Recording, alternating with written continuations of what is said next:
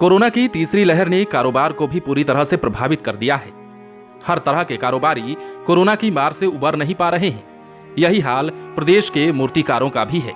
बसंत पंचमी को लेकर पहले मां सरस्वती की मूर्ति बनाने वालों में उत्साह होता था।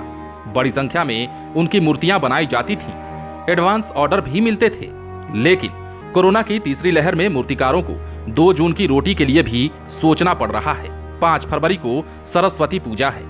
इस वक्त में मूर्तियों की धूम मची रहती है। खरीद बिक्री का सिलसिला जारी रहता था। मूर्तियों की बुकिंग पूरी तरह से इस बार बंद नजर आ रही है। राज्य में 6 फरवरी तक पाबंदियां लगाई गई हैं, जबकि 5 फरवरी को बसंत पंचमी है। पटना के मूर्तिकार कहते हैं कि इस बार लकड़ी, मिट्टी और पुआल सभी का रेट पहले से काफी बढ़ गया है, लेकिन मूर्तियों की बिक्री नहीं होने की वजह से इस बार मूर्तियों को कम दाम में बेच रहे हैं। बावजूद इसके किसी भी मूर्ति की बुकिंग नहीं हो पाई है। एक और मूर्तिकार ने बताया कि स्कूल और कोचिंग संस्थान के बंद होने से भी मूर्ति की बिक्री नहीं हो पा रही है। पहले हम लोग अकेले 50 मूर्तियां बना लेते थे। कोलकाता से कारीगर मंगवाकर काम करवाते थे, लेकिन इस बार बुकिंग नहीं हो रही है तो कारीगर बाहर से ही नहीं मंगवाए गए हैं। पटना में कमोबेश सभी मूर्तिकारों की यही स्थिति है। बसंत पंचमी से पहले उनकी दुकानें लोगों से गुलजार रहती थीं। मां सरस्वती की तरह तरह की मूर्तियां बनाई जाती थीं, लेकिन इस बार मूर्तिकारों में मायूसी छाई हुई है।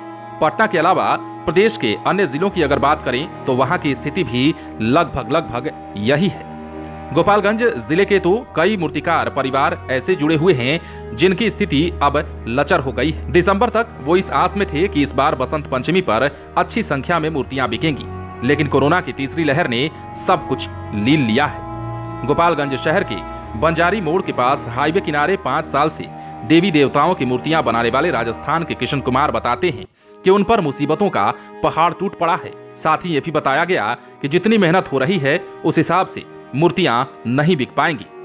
बसंत पंचमी को लेकर किशन के परिवार ने 1.5 लाख खर्च कर अब तक 300 मूर्तियां तैयार कर ली हैं, लेकिन मुश्किल से 4 मूर्ति की बुकिंग हो पाई है। मूर्तिकार बताते हैं कि पूरे साल बसंत पंचमी का इंतजार करते हैं। हमारी पूरी कमाई इसी समय होती है, लेकिन इस साल भी कमाई की संभावना नहीं दिख रही है। कमाई नहीं होने की वजह से हम लोगों को कर्ज से काम चलाना पड़ रहा है। मूर्तिकार ये भी कहते हैं कि इस साल भी सब कुछ भगवान भरोसे ही है। किशन के साथ उनकी पत्नी सोनी कुमारी, बहन चंदा कुमारी, रंभा कुमारी भी मूर्तियों को बनाने में जुटी हुई हैं। बहरहाल मूर्तिकारों का ये दर्द बड़ा ही दर्दनाक है।